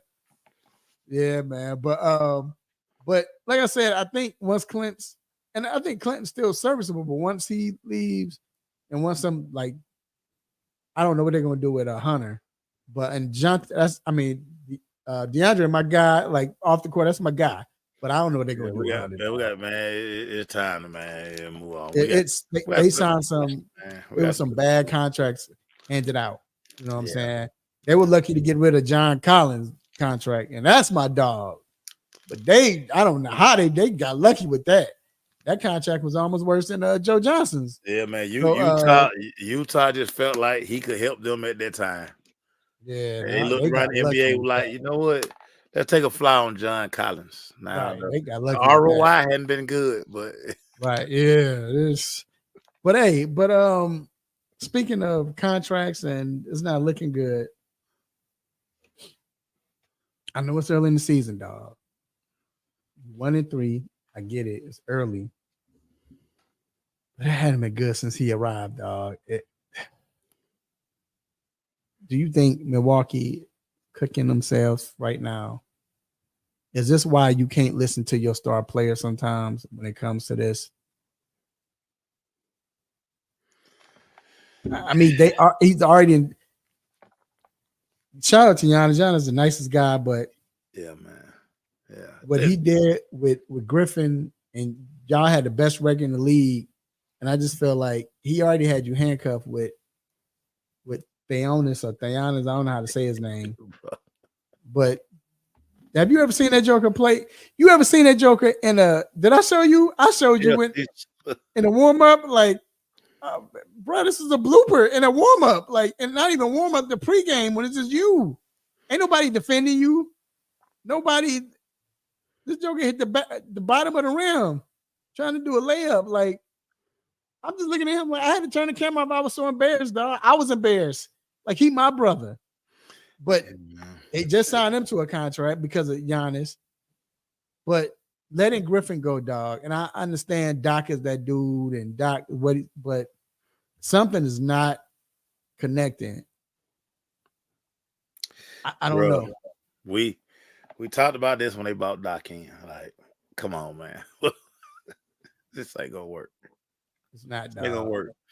So, from Giannis' perspective, Giannis has brought the town a chip and got his money. Family gainfully employed. Everybody eat. Mm-hmm. Everybody eat. But it's starting to look and feel like Giannis looking for an exit strategy. Like, yeah, it's trying to send me somewhere else, man. Like, man, it's Milwaukee, man. What is that for me to do in Milwaukee? I'm not trying to raise my youngins in Milwaukee now. Like, send me out here. Send me to Miami. Get me out of here, man. He kind of turned into a malcontent, low key. He doing a lot of stuff. You know, before Doc got there, he was like this team guy and you know. I think he getting out. I think he like, well, Doc ain't what y'all say Doc was. He done been watching Paul Pierce and KG videos and how they just go on about Doc. He like, man, somebody lying. Cause that dude ain't in my locker room, man. Either he gotta go, I gotta go. And it ain't gonna be me. But it can't be me because I don't want to go no Packer games every week, man. I want to be on South Beach somewhere. Here's the thing with Doc, I believe Doc has gotten to the point where the game has passed you, dog. And not saying that he can't coach, but it's past you in the sense of it's a different NBA. It's a totally different NBA. You don't, because you remember when Doc coached Orlando. Remember how he brought up Orlando? Orlando wasn't supposed to be good, and they was fighting for being in the playoffs. They had no one on their team, dog. I mean, no shout out to Darryl Armstrong, but he was the best player on the team at the time. And I remember he got them almost to the point to where they made the playoffs. Man. Then when you go to Boston, you look at the type of players you had. You had a Rajon Rondo. Man, you inherited 2 Hall of Famers, man. 3 Hall of Famers. And not just 4, because I think Rajon should be Hall of Famer, but not just Hall of Famer, like in that, but Hall of Famers as far as they're committed to playing the game how the game's supposed to be played. I'm gonna play my game. We're gonna hold each other accountable. We're gonna do this and do that. Whereas with the NBA now, you don't have that. You got dudes making $36 million a year, and he's joking, scoring 9 points a game, and not a defender either. So how are you gonna tell them, man? Please, I'm making 36. I'll make more than you. Amen. Like, how you?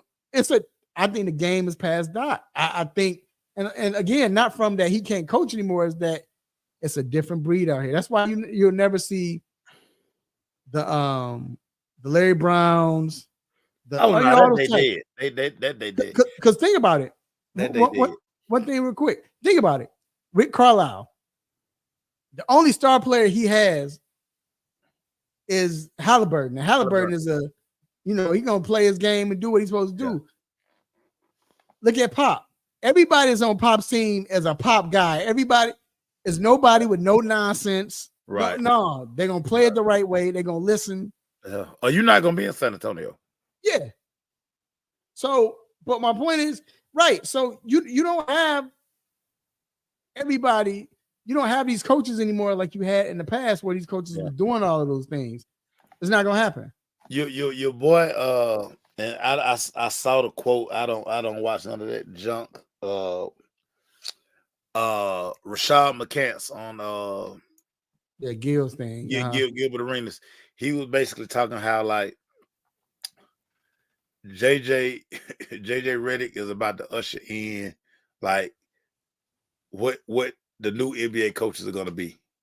Guys like JJ Redick age, guys who play in the league, play high level basketball, who just comes in and like I don't know how much coaching JJ Redick doing. I mean he sounded good when he was in the booth and when he was on. Right. I mean, how let me when LeBron leave and then let me see what kind of coach. Because I'm pretty sure LeBron. I mean, LeBron was drawing up plays for your other man just got out of there.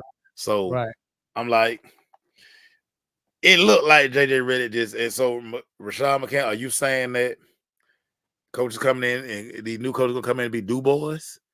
They're just gonna sit there and if you got some OG vets on the team.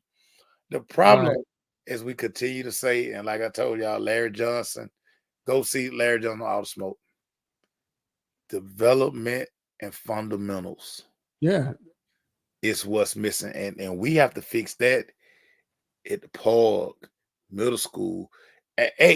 Listen, y'all, AAU is the worst thing that happened in basketball. I can't stress that enough. Yeah, but that's what I was gonna say. It's no more park basketball. It's AAU. And with AAU, you got all the people that's good playing on the same team. Yeah. Stack your team. You playing under a whistle. Yeah. So that develops a different mentality versus playing at the park. Like we was all right, we gotta go. Me and Glaze, we was over there laughing. We was telling not Rashad. What's my man name? Malik. Malik. We was telling Malik at the game. So Trey Mann that plays for Charlotte. Yeah. And we was looking at Trey Mann and Malik was like, he nice. And Trey could dribble and you could just tell, that little Iverson type, whatever. But I leaned over. I said, Malik. And I told Glaze, tell Malik, we were coming up back in the day. If you had handles or you was getting picked out, he could play in the 90s. Because it wasn't a thing where it was just, you didn't have a lot of folks who had handles like that. So if somebody had handles or looked like they could shit, you on my team. I want you on it. Yeah. But that was the part. You played against everybody. It wasn't no whistle. You had to figure it out. Yeah. You had to. That's where you got the KGs, all that mentality. Go. I'm going hard at you because I'm going against the best. Or okay, we going at it. We not on the same team. I want to beat your team. But now AAU, we're all friends and we're playing. All the best players are playing on the same team under a whistle. More than likely, probably whoever dishing out the most money or look, ref's gonna favor. There's a lot of stuff involved. So I agree. So again, Doc's is past him. It's not that NBA Doc, and I don't know if he can be successful anymore because Doc's going to coach fundamentals and coach this and that. The best example, and we'll end it with this, when Doc said with Embiid, said when he first got to Philly, and he was showing to be Embiid. When they come get you at this moment, you face around, you wait. Don't go hard, you wait. And Embiid was like, but if I do that, they're going to double team me. And Doc was like, exactly. But see, that's basketball, but they don't see it. But Doc was like, that's what we want. We want them to double team you. No. That's going to create an open guy for a three. But that's not basketball today, all these guys so funny. I got little cousins who hoop, and I talk to like all these little youngins. And I'm always like, in basketball, everybody did this. The very first play you learn in basketball is overload left and right. Mm-hmm. Point guard, top of the key, or whoever the dribbler, pass the ball, go down the lane, you pop out to a corner. Yep. Don't worry, just reverse it all back. But Right. overload is what it do. Y'all do overload. How was that? See, My point exactly, y'all. see that's what we saying, man. That's exactly what we saying. Everybody want to run 4 down, like Yep. Yeah. Or ISO. do the ISO. everybody get behind the 3-point line, and then we do a pick and roll, and I go, I hate that. Yeah. And anyway, again, when we see fast breaks, ain't nobody cutting to the basket. Like, ain't nobody cutting fig eight drill. Like, y'all ain't run no fig eight drill. It's come up the floor. Everybody get to the wings. Pick you one. It's trash. All right, man. We gonna I blame Mark Jackson for this. And he had good intentions. Mark Jackson saw the vision. He saw the vision with Stephen Clay. He saw it, dog. You didn't see this. Side note, Clay balling. Side note, it's early, but Clay balling. Clay balling, dog. Yeah, Clay balling, dog. Clay balling. All right, man. We're gonna take a quick break, bruh. And you know what time it is. It is time to bring in our cousin to talk injuries. We'll be right back.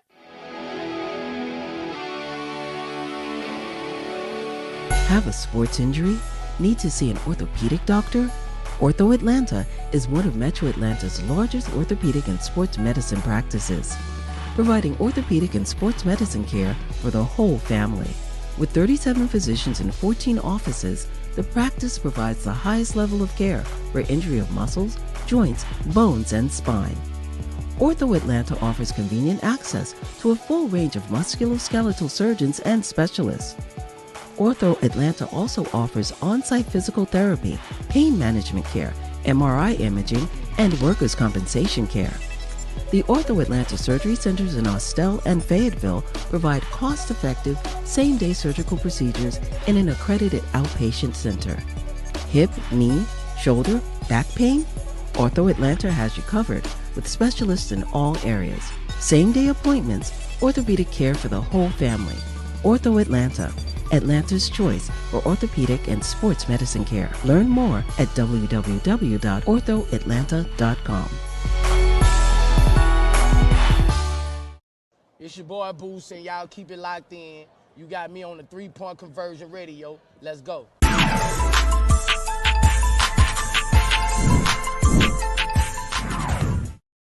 Shout out to Bootsy.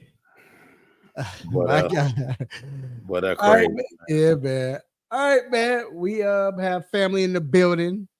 We have the one and only our cousin, Dr. Donnie Fowler III, orthopedic for Ortho Atlanta. And he quietly on the run in these peaks. Quietly on the run. He on the heater. He's quietly on a heater. Yeah, because we're going to wait, Doc, because I got something to say. I said something last week. I think I said it in the chat last week, but I think somebody paying somebody because the way these games turning out. Anyway, what up, Doc? What's going on? Doing well, fellas. How you guys doing? Like you on the heater. You on the heater. Good, man. Doc, let's get to it, man. Team I hate the most. Green Bay Packers, man. But Jordan Love, he hurt his groin last week. Man, I didn't know what happened. The way he fell down, I guess it makes sense. It was a groin, but the way he got shot, oh Lord, what happened? But yeah, Doc, do you like?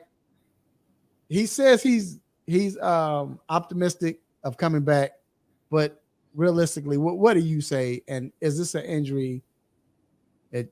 I think I've asked you this before. Can you play with pain when it's your groin, especially a quarterback? Because the way you got to contort your body, got to throw, and sometimes you're on a run. And so, does he have a legitimate shot to play this week? Yeah, I mean, groins are tough. I mean, there are worse things, but still tough. And I say that having truly sustained one myself last night in our championship kickball game, which we did win, by the way. But that being said, it is a real injury. It's not like he tapped his helmet and said he was tired and had to come out of the game like some quarterbacks, Anthony Richardson. But I think he's going to try to play. It sounds like they're cautiously optimistic. Obviously, it's a big division game, a lot on the line. So I wouldn't be surprised if he probably gets some kind of injection for pain. And then it really is going to be about his mobility. Can he protect himself? Can he move enough in the pocket where they think he's safe? And if he is, yeah, they'll play him. And if not, I think they actually have a bye the following week, and then he could technically come back even obviously fresher and healthier if they do rest him. He'd actually have like 3 weeks off if they went that route, but it's a tough game to miss. I'd say if he's like 80%, he's probably out there playing. Doc, real quick kickball question. When did people start bunting in kickball? Yeah, that's a mean strategy, Doc. I've never seen that. Those are the scrubs that bunt, and a lot. Okay. I was wondering, Doc. Okay. I mean, it is a strategy. It's frowned. I'd say it's frowned upon, at least at some levels, in my experience. The championship that we played last night, both teams, outside maybe the girls, because it's a co-ed. It's not just men. So I'd say the girls a little bit more bun, and I think that's understood. But the dudes, if you're holding your man card, you're not bunning. You're out there to rip it. Right. So. All right, Doc. Now I can ask my question. Old Derek Carr. Once again, his team is there. I mean, whoa, they have crashed and burned. His oblique, he's still trying to come back to practice. He's practicing, but I mean, it's oblique. When can the people of New Orleans seriously see their quarterback back? Because they need Spencer Rattler. Man, remember like week 1, week 2, when we thought the Saints were like the best? They're going to the Super Bowl. Right. They're averaging 40 points a game. No, I mean he's obviously been out a few weeks. Obliques, of course, core muscle injury, quarterback, tough injury. Sounds like they're optimistic he's going to play, and boy, do they need him. He's he lost one of his weapons in Shaheed. That's a big one, but Olave's at least been back now. I think it'll free up Kamara if he's out there, where they're going to have to respect the pass a little bit more. So I think it's a huge addition. It's just, do they have enough time to make up ground? I think the Falcons are obviously in a pretty good position right now with where the Saints are at. Obviously, the Panthers arguably the worst team in the league, and then they already got wins against the Bucks, who are out their best pass receivers. So not the question. I think it's the Falcons to lose. I think it's going to be hard for the Saints to get back in it, because there's probably only going to be one, I'd say, spot coming out of the NFC South based on the other divisions. So let's move on to basketball. Stephen Curry is out with a peroneal. Am I saying it correctly? Peroneal strain? Some say more say perineal is probably the more perineal strain. What is that? And how long should he be out with that injury? Yeah, I mean, I guess I could whip out my leg and ankle like up here on the screen, but I'm not that flexible right now with my groin injury. Right. So the perineal muscles are the ones that run on the outer part of your leg, like around that fibula bone, and they run all the way down your outer leg to your ankle, and then they become tendons that basically where you feel that prominent part of your ankle, they become tendons and actually wrap around your ankle joint at that outer aspect. So a lot of people who sprain their ankle, you can actually strain or inflame the perineal muscle and or tendons that kind of run right around the outer part of your ankle joint. And it sounds like that's what he has, but fortunately not anything torn. So it's a tough injury. I mean, it's not like a high ankle sprain or something that significant where you got like more severe ligament damage. So it's going to be more just symptom management. How fast can they get the inflammation down and have him comfortably, running, jumping, etc. Well, we're gonna stay basketball, and we're gonna take it to City of Brotherly Love. This Joel Embiid, dog. I mean, come on, this guy needs soreness. Of course, the team, they want to monitor his progress. Take it away, dog. What's wrong with this guy, dog? What is wrong with Well, I mean, do we want to? I mean, we don't even want to talk about Kawhi Leonard too. We're just giving up on him at this point. Is he still in the NBA? Right, we're tired of talking about him. Right. Yeah. Man. The fact that for Kawhi, that there was even the thought that he was going to play in the Olympics, I think we all agreed was laughable. But Joel Embiid, obviously, don't get me wrong, talented guy, up there outside of Kawhi Leonard, is probably missing more games than anybody in the last 4 years. Zion's probably like a close third, but hopefully he's going to help this year. But I mean, those big guys, big frames, you've seen in other people, Yao Ming, et cetera, especially foot injuries. I know we're talking about knee. I mean, Embiid's had the foot certainly before, right. And now we've had the knee issues and the meniscus issues. So it's a big deal. He did obviously play through it in the Olympics. And I guess some people thought, well, oh yeah, he was, they talked about it in the playoffs and he played in the Olympics. Everyone thought he was good. And then here we are at the very beginning of the season, and he's already out. And then I think I read something where they're not even ever going to plan to play him in back-to-backs yeah. ever again. So he said it. He came out and said it. That was the bad part. Yeah. And that's that's crazy to me. You think about it, it's oh yeah, I can't play 2 days in a row. Are we that fragile that you just can't play basketball 2 days in a row? I mean, can we keep his game check that day? That's organization. Can we keep his game check that day? But you know what? That's kind of sad. I mean, I wonder, Doc, though, just they did to LeBron. Remember they were saying they're gonna monitor LeBron's minutes, and we're not. And remember LeBron was like, "I'm the best person to say." And Joel can't say that, but he was saying "I'm not doing that." Remember he stepped in, was like, "No, we're gonna." And game after game one, he started playing. So I'm wondering if Joel is going to say, "I want to play." Is that because is it more pain tolerance or is he it ain't just? Gonna say that. He ain't gonna say that. Yeah, I don't think Joel is the type of I don't want to play. Joel be hurt for real. No, Joel be hurt. See, Kawhi don't want to play. Joel be hurt for real. That's what I'm saying. So I'm wondering if I mean, I don't know if and again, I don't know Joel Embiid. I don't know if I would put his drive at the same level as LeBron. Right.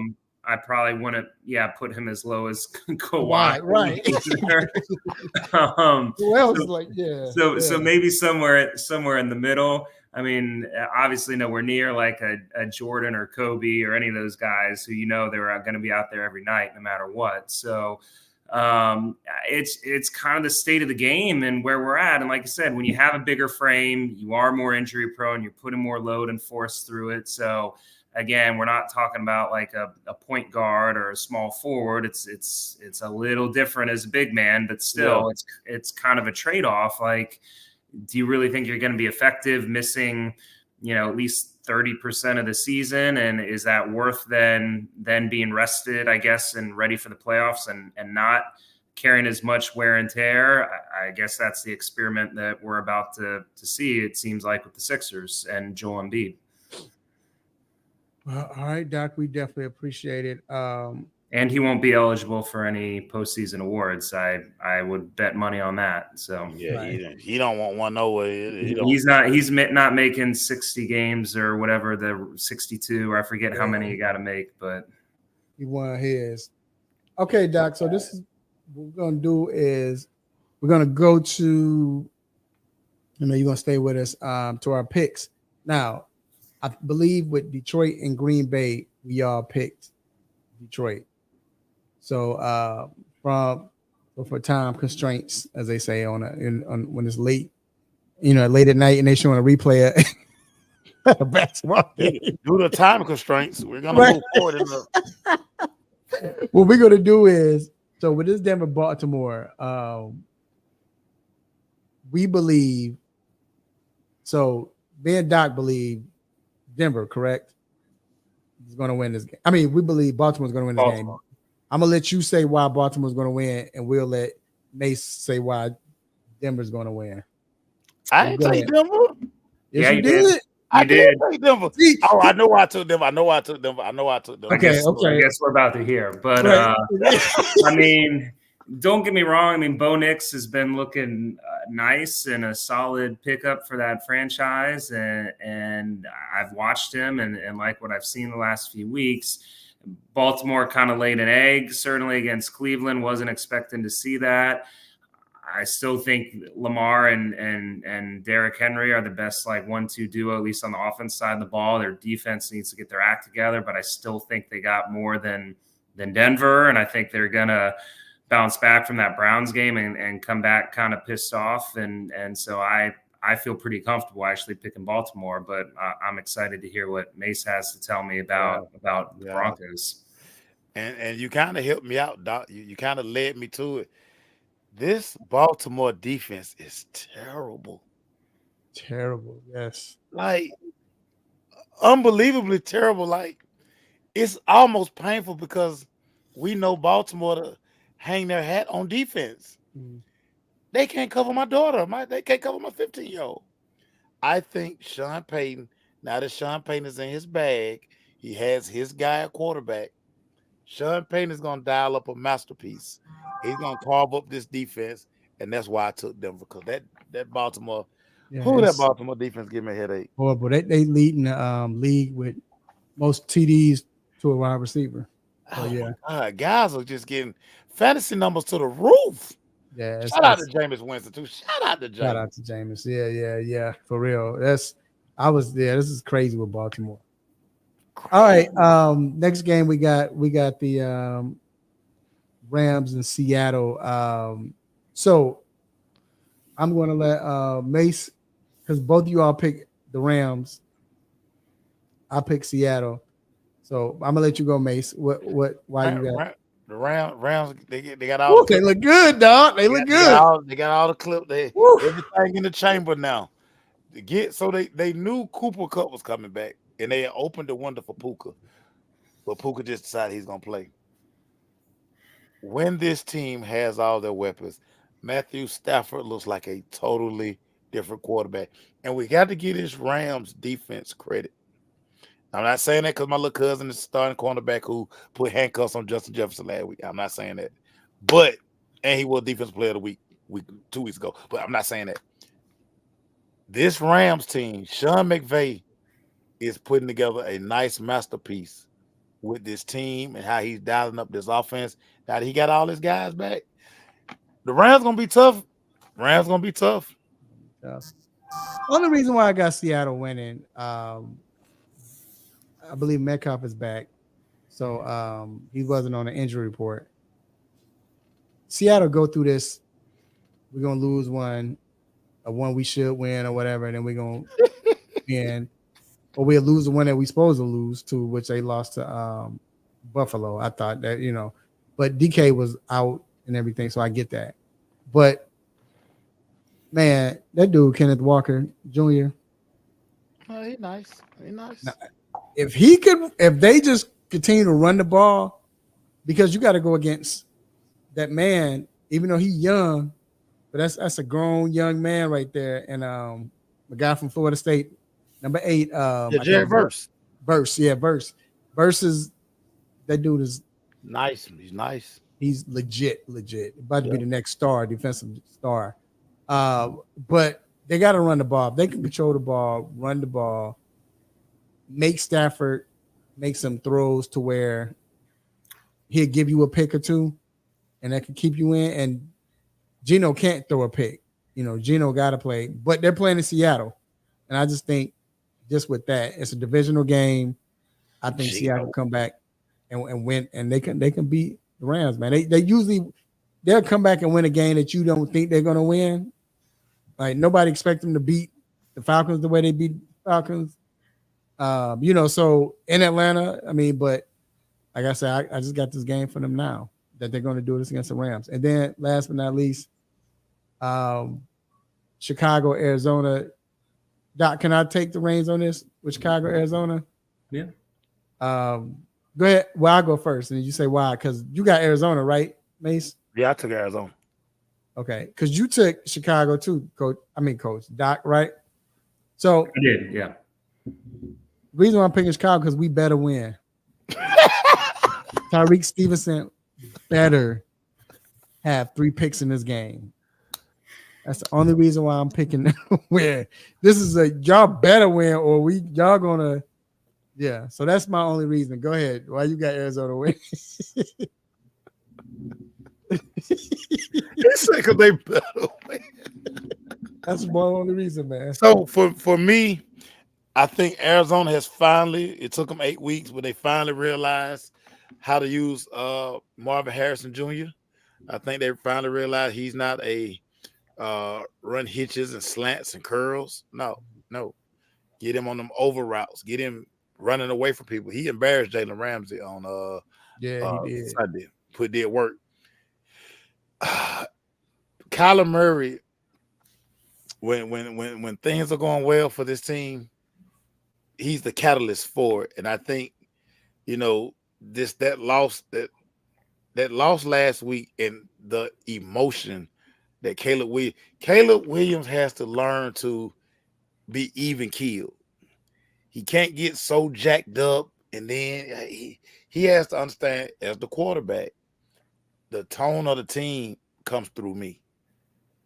And I think he's learning that, but Kyler already knows that. So with all those things, I'm taking Arizona because your quarterback, he's too emotional. Too emotional right now. And then too, honestly speaking, the fact that the Bears defense, we might bend, but nobody's scoring them. I don't know how, but they don't score. Teams don't score on us like that. We still have a streak. I think it's 13, 14 games now. Might be more than that. It's 14 games now where a team hadn't scored more than 21 points on us. And I just believe that, receivers, they don't do that well against us like that, especially Marvin Harrison's different, but a rookie like that, I don't. I bet on my defense, and I don't think Arizona's defense is that good. So that's the reason why they should. But again, my sole pick is because they better. So here's the this is what we got. Doc is coming back. On the heater. I'm telling you, he on a heater. Yep. So Doc is came back. So like I said, the last 2 weeks, the losses the week before last came down to the last seconds where Minnesota lost, and then Green Bay beat Jacksonville like last drive. So I'm like, Doc is paying somebody. There's no way I should have lost this game. Then, of course, the Washington game, the only game I picked against Doc, and they went off that bogus Hail Mary. I didn't want to get started with that. All right, Doc.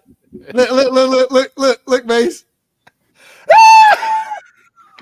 So we're about to exit out of here right now and remove that.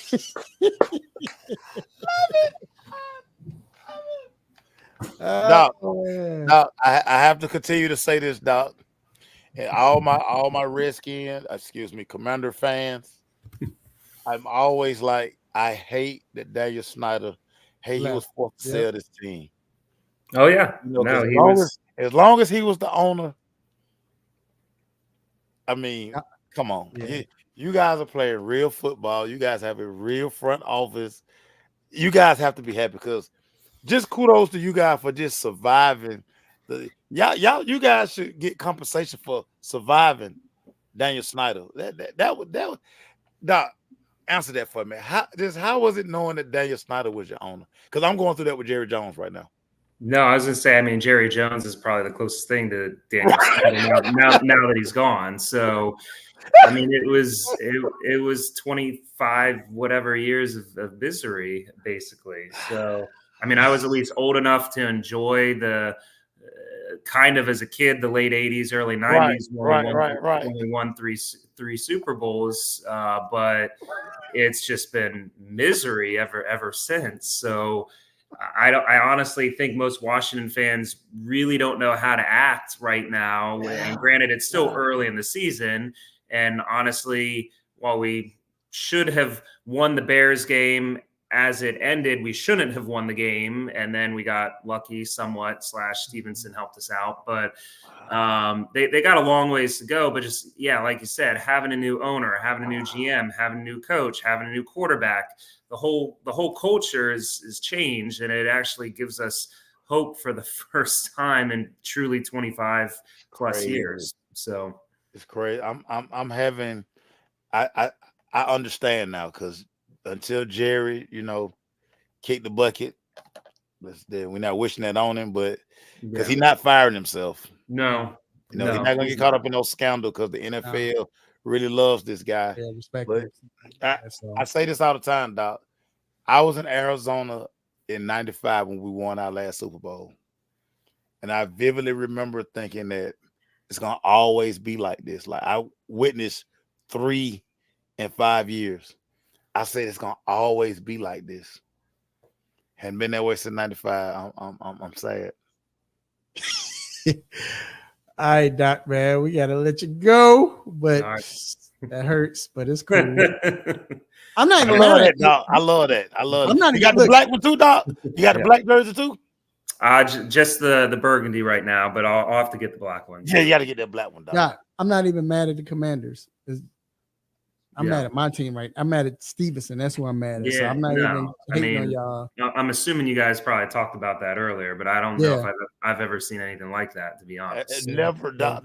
Never. But I told Raphael, if Stevenson had stayed taunting the fans. Oh, yeah. He wanted to tip the ball. And he would have tipped off. Yeah. The Bears win the game if he stay over there. Yeah. All right, man. Yeah, we're gonna have to let you go, Doc. I understand. If I can't, I was so pissed off at that moment, having probably dominated at least 3.5 quarters of that game, just to give it all back and expect to lose. So I can't imagine then being on the other end, having obviously kind of come back at the very end like that, having not done anything the first 3 quarters, and then just have something like that. I truly feel your pain. So deflating. Yep. But all right, Doc. Well, man, we'll see you next week. All right, fellas. All right, Doc. I love the Doc. That's a great touch. That's a great touch. All right, man. We up against this time, but just real quick, bro. With the Yankees, Dodgers. I just want to know, is there a chance? Bats cold. They down 4-0 out here in these streets. Ooh, Yankees? Yeah, the Dodgers down 4-0 in these Yankees. That's what I'm saying. Yeah, dog. I'm starting to feel your pain. Hey, I'll say this real quick. Baseball is the only sport. Do you agree? MLB is the only sport where you can be down 3-0. 3-0 in a series, and the other team can come back and win. Yeah. Because it depends on your starting pitcher who comes in, then the bats can get cold. It's just, bro. Yeah, it's literally one game at a time. Like the one game, the momentum really doesn't shift to the next game. Baseball is like that, and then you can get a pitcher like, I think Cole is on the mound tonight. Cole in his bag tonight. You get a pitcher who all of a sudden he get all this stuff, everything working for him. Then that kind of rubs off on the next pitcher, because like now when they get back to the clubhouse, they home. Now he like, hey, Freddie, down and away. But dude, yeah, man. Yeah, and see what I hate about this more than anything, and I really don't want I really don't want neither one of them to win, but I'd rather the Yankees win than the Dodgers, because I mean we in the NL. But Dave Roberts, man, he gonna catch so much smoke. Dave Roberts always catch smoke when these Dodgers start playing bad. This man just keep getting these guys to the World Series. So we're doing something right. But then everybody in LA gonna want to fire him, dog. It's always like that, dog. Always. Mm-hmm. Yeah, we'll see. I'm gonna just leave you just with this. You got your baseball name? Oh my One God. baseball name? do I? Gene Garber. Ooh. I almost threw out my arm trying to pitch like Gene Garber. Gene Garber had to turn his back and side arm, like low side arm. Mm-hmm. My daddy said if he ever catch me doing that again, but baseball is done for me. Gene Garber. Mm. Okay. So my I don't know if I said this. I think I said this already. So I have. I'll say another one. This Candy Maldonado. Great name. You ain't giving us that. That's a great name. Just can't. That he was that name that is just like when he got up as a kid, you automatically let me see what he does. Because but he had that baseball, that just name that just stuck out. Like, you know what I'm saying? Like. Yeah, next week though, I'm gonna have more time, bro. So yeah. I thought about it all day. I was like, my dude, Gene Garber, dog. Right. 26 when the Braves had them softball uniforms. We were sorry during that time too, but yeah, that's neither here nor there. But yo, you know how we do it, man. Great show, man. Great show. We have fun. But look. You hear this music, you already know what it means. It's time to let you go. Before we let you go, we have a couple shout outs. First off, I want to give a shout out to the Almighty God for giving me this platform to do what I do, say what I say, make you all upset, mad, happy. You want to give me the stop it button? We didn't get my stop it button. Thank you, God. Real quick, my stop it I just gotta give to goes to Rudy Gay. Rudy Gay retired yesterday. I thought he was already retired. Rudy Gay ain't played in 8 years. And right, like I thought he was retired yesterday. Man, if you don't stop it, come on, man. But that's what I'm saying. Yep, but that's what he did. But either or, I want to shout out to my guy Mace, man. Got to shout you out first, dog. Appreciate you, dog. Anything you want to say? Hey, man, listen. Sports, you talk about it all the time. Most wonderful time of year. Everything popping. Everything popping. Everything popping. Yeah, you ain't everything lying, popping. Everything. No tearing up your TV, dog. No game worth tearing up your TV. I know TVs are cheap now, and you get a TV from anywhere to take it down and put another one up. You probably can't find your warranty paper, dog. Yeah. Dog, don't do it. But I almost did it. Don't do it. Don't do it, dog. Yeah, I ain't gonna do it. Almost. Don't do it, dog. Shout out to Dr. Fowler, man, coming on, cousin, family. He's standing on us today. He's standing on us there. I'm gonna get him back. That's all right. I got something for him. Also, shout out to everyone who's in the chat room, man. Antoine, TJ, man. Appreciate y'all, man. Everybody else who watched. Also, man, my lovely children, my nieces, nephews, uncles, aunties, brothers, sisters, cousins, grandparents, play cousins. Hey, man, let everybody know that you love them. Let them know that for real. Let them know why you can still feel it. Shout out to Abdul Rahim's family, to my Mir's family. Goes to them, man. Shout out to them. Man. But yeah, man. Again, let them know you can love them while they still can feel it, while they still alive, man. Be safe this weekend and this weekend. Eat good, drink responsibly. Like May said, there's a lot of sports to watch. Until then, man, next week, same time, same show, same sports craziness, same sports nonsense. When you miss me, I'm out. Peace. Yo.